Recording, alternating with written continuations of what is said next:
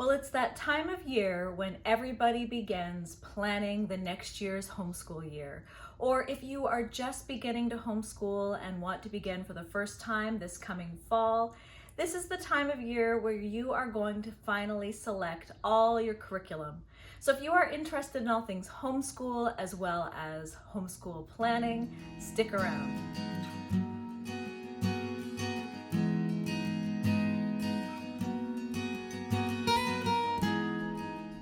So what I plan to do in this video is I want to go through every single subject. This is what I do when I begin to brainstorm and think about my next homeschool year.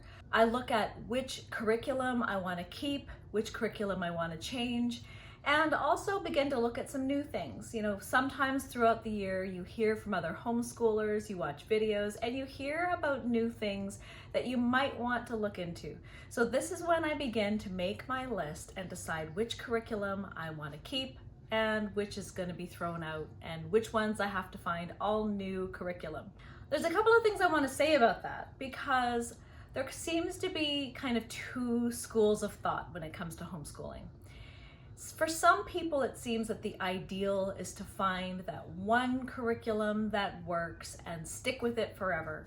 Now, first of all, that doesn't really happen because as our children get older, they develop different needs and different desires and different likes and dislikes. And so our curriculum has to change with our children.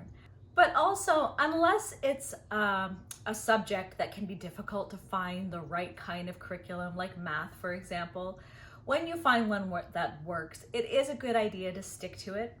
But I have found by changing curriculum from time to time, from year to year, every once in a while adding in new things, makes things fresh and exciting and fun. Everybody likes change. My children like to rearrange their bedrooms, to get new hairstyles once in a while, to change up our meals, try things new, and the same thing goes for curriculum. So if your thoughts are find the one thing that works and buy all the curriculum for this from this one curriculum company for all subjects and that's the magic bullet, it really can still get old and boring after a while and you may want to try out some new things. So I really love trying out new curriculum. I will order new things. Every year I've tried something new because it makes it fun and exciting. Imagine if you know, when we were kids, for those of you who went to public school and you had the same textbook year after year with just a different grade number on the cover of it, but it was the same way the passages were written, the same types of questions, the same kinds of pictures, the same old, same old. It's even fun when you're growing up to get a whole new homeroom school teacher. Well, the same kind of concept goes. You can't change the teacher, but you can change up the style of learning, the way they learn, and just different things about it. That's one thing that I love about a Charlotte Mason homeschool because it's based on living books, and so every year you're reading different books. You're not just reading a textbook with the same format year after year after year. Reading living books to learn from is really an excellent way to keep up the excitement and interest in a subject. So before we jump into it, my goal in making this video is so that in the future videos, I'm going to actually go through and break down each subject and go through the process of which subjects I ended up choosing and why, and possibly weigh out the kind of pros and cons of my choices and what made me choose one in the end. So as I go up until, you know, the next school year begins, I'm going to put out videos about each subject and my choices. In this video, I'm really going to just be talking about these are all the options I'm looking at for this coming year, and I've got to make some decisions. And so here are my choices. This is what I'm looking at. And if you have any suggestions for me, please comment below and let me know. Maybe I'm missing out on something. I like to hear about it all. I'll include all the links of all the things that I'm talking about in the bottom rather than having pictures here. And you can go ahead and click on those and take a look to see what all the things I'm referring to. So without further ado, let's get into it. Let's start with math. Math is a big subject for everybody. I've got lots of math videos out there. You can look back and just search for Little Bits of Bliss math videos. I have a lot. and we have a long history of looking for math curriculum. Well, we have settled on Math-U-See, and we really like Math-U-See. It's working really well for us. Both of my children, I feel, have a very strong, solid foundation in their math skills. So I'll be getting Math-U-See level Zeta for my older daughter, which is looking at, I believe, integers and decimals and the beginning of pre-algebra. And my younger daughter will be level Beta, which is, I believe, adding and subtracting with double and triple digit numbers, I believe. I'll have to take a closer look, but she's almost finished Alpha, which is single digit adding and subtracting, so I believe that Beta moves into multiple digits. I also plan to be getting IXL again. That worked really well for all of us. It was an excellent way and format to just practice math skills and hone in on certain topics that might have hindered us a little bit. I even enjoy going on myself and practicing math skills because I want to stay ahead of my kids and make sure that I remember how to do math myself. So they even allow you to have a parent section where they don't keep your scores, but they do let you practice all the lessons yourself as well separately, and so it's not interfering in your children's accounts. I also like to have word problem, puzzle problem math that kind of looks outside of the box of the typical math types of curriculum. One of those we've used in the past is Beast Academy, their puzzle book, as well as Singapore Math also has their word problem books. I don't think I'll do both, so I'm going to have to look at which one I think my kids would benefit the most from for this coming year. So that will be my math choice in the coming year, over which kind of math, puzzle, problem solving, more advanced level math resources or curriculum I'll choose. If you know of any others, please let me know below, because I always love to hear about more math resources. And I'm looking at something that's going to take you a little further, a deeper dive, a little more in the advanced math area. Next is language arts. So for language arts, I really feel that we've landed on something very solid. For my younger daughter, let's go with grammar. For grammar, we're going to go with first language lessons again. It really is a solid program. She's going to be moving into first language lessons level 2. For my older daughter, she will be now moving on from first language lessons and we're going to try it out. I believe it's the same format where it's a scripted teacher's guide where you're reading along with your student and they're answering questions and then doing some sentence diagramming and things like that. If it's that structure, then I definitely will, we will enjoy that because it works well for us. But we'll be doing the Grammar for the Well-Trained Mind, which is the middle school and upward grammar program for the well-trained mind.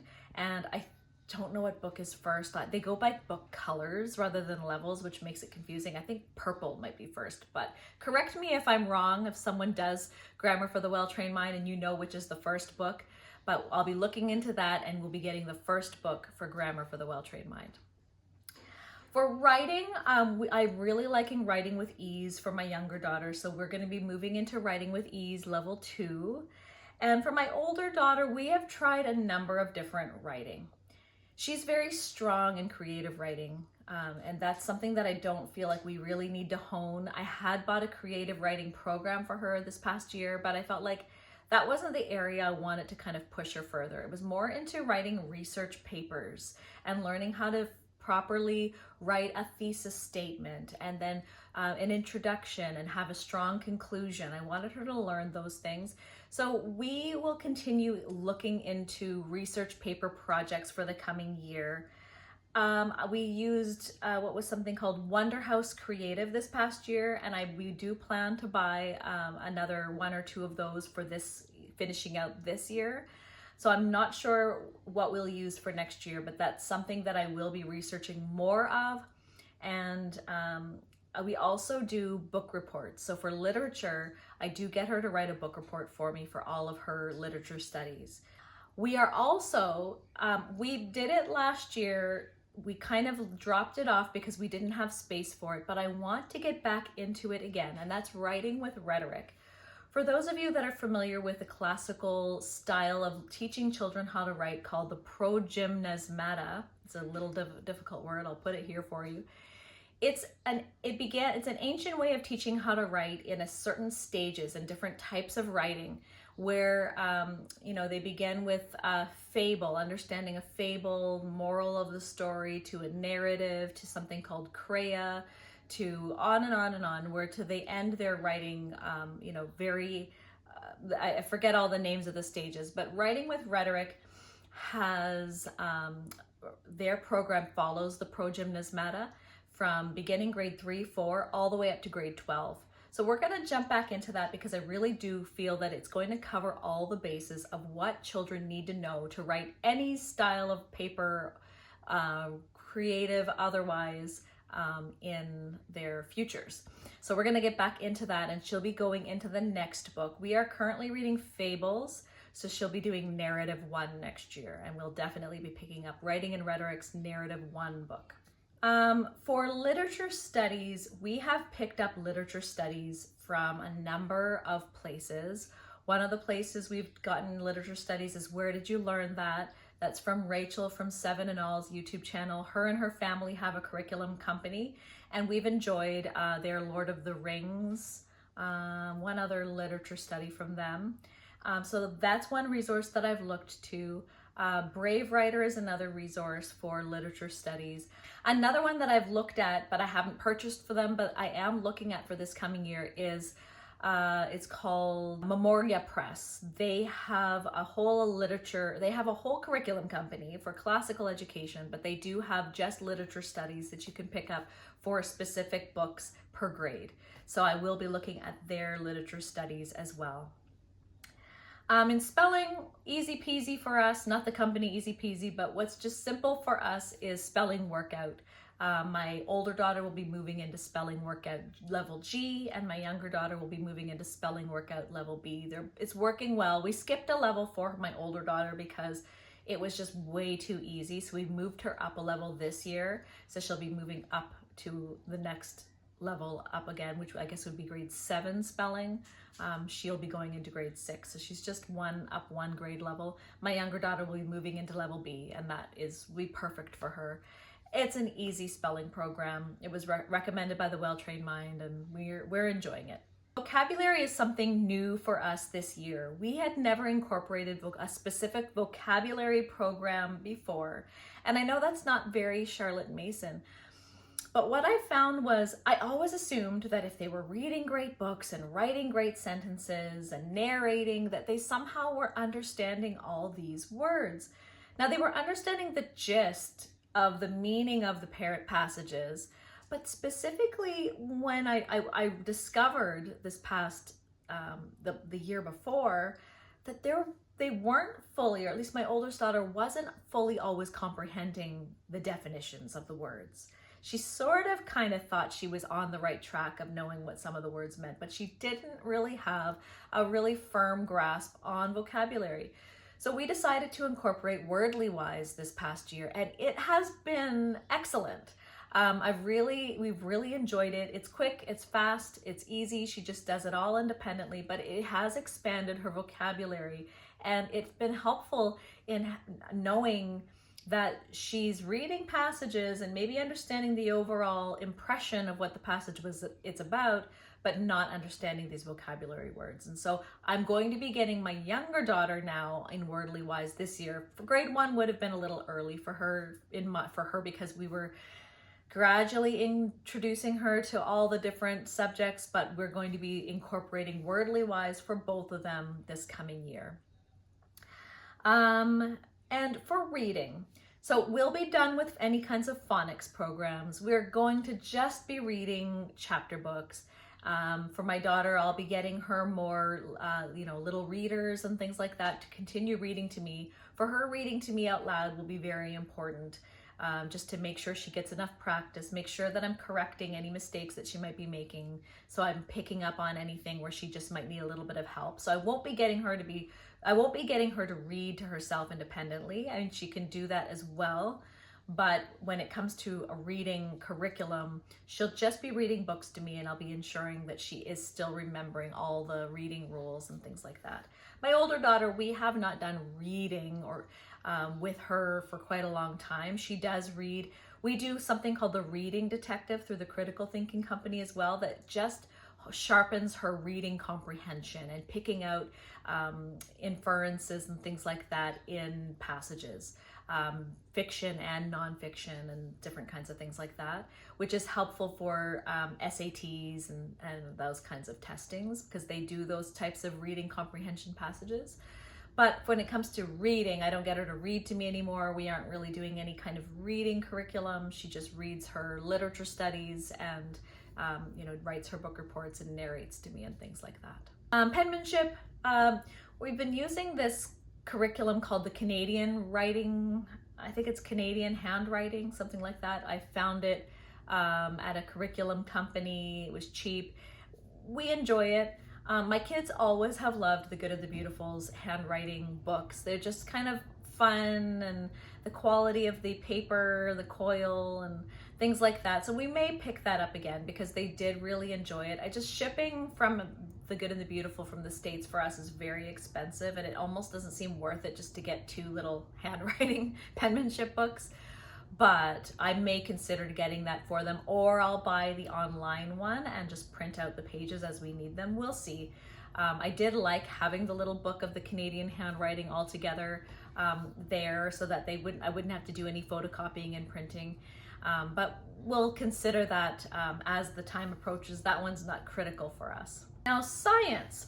For science, this is one where I'm going to have to make a big decision. We did Berean Builders Science in the Beginning this past year as a co-op. It was something that we had all decided on, all the homeschool mothers together, that they chose this curriculum, and I've been teaching it this past year, and I really enjoy it a lot. I highly, highly recommend it, but I don't know yet where we're going to go next. My kids have expressed an interest in doing human anatomy, and so that leads me towards Apologia, which I really enjoy Apologia again. I do enjoy Berean Builders, so the next book in Berean Builders would be Science in the Ancient World, which at first I was apprehensive because it seemed like it's more history of science, but it does dive within the topics going throughout ancient history onward. It does dive into different scientific principles in physics and chemistry and botany and all these things. So you are studying very scientific things. Now, when I compare the two, Apologia takes you into this really deep dive. For example, we studied astronomy, and it was the whole entire book was on astronomy, and we learned a lot of details. Well, this past year, Berean Builders Science in the Beginning had about approximately 10 pages allotted to astronomy. So there's a big difference depending on what my kids want to do. Do we want to dive really deep into one topic and know a topic really, really well? Or do we want to just skim the surface? When it comes to human anatomy, that's a deeper dive, obviously. We're not going to be able to just study anatomy for like 1 unit and then move on. That's not quite a very deep dive.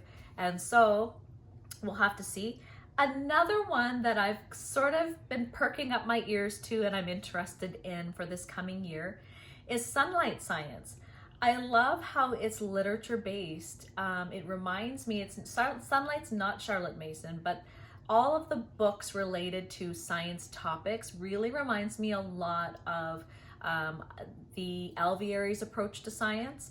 And it seems very solid. It includes all the science kits, and it does have the more literature base. It has the science books, it has the science kits, the lab books, and everything all together. I don't know that I would sign up with the Alvieri just for science, but I do really enjoy the Alvieri science program as well. And I did love the literature base to having science. So I'm going to consider Sonlight and the Apologia and Berean Builders. I'm probably leaning towards Apologia again for next year, but I'm gonna look into them further and I'll get back to you and let you know. For history, I definitely want to continue with Story of the World. We're gonna be moving into the final volume, volume 4, which is Modern Times. And I'm really excited to finally finish all the volumes of Story of the World. I think we might even cycle back to the beginning again, but I'm really enjoying it. My kids enjoy it. Now, I also want to focus a lot more on Canadian history, which we have not done a lot of. And I'm excited now that Without Doors has come up with their own Canadian history unit. So I am looking at that, and I'm planning on picking that up for next year, that I'll do with both of my kids as well, in addition to Story of the World. Now, Story of the World does a lot of geography, so I don't know if we'll be purchasing a geography curriculum this coming year. It does a lot of map work and a lot of world geography. For certain geographical topics and things, we've been pulling that from Under the Home, and I think we'll continue doing that periodically, but not on a regular basis next year. When it just comes to, understanding how to use a compass, understanding direction and hemispheres and all those kinds of things. Under the Home addresses those topics and has things to read on it and little assignments and things like that. And so we may just incorporate those just so they have those basic geographical understandings and knowledge. But we may just continue on otherwise with the geography that's incorporated into Story of the World.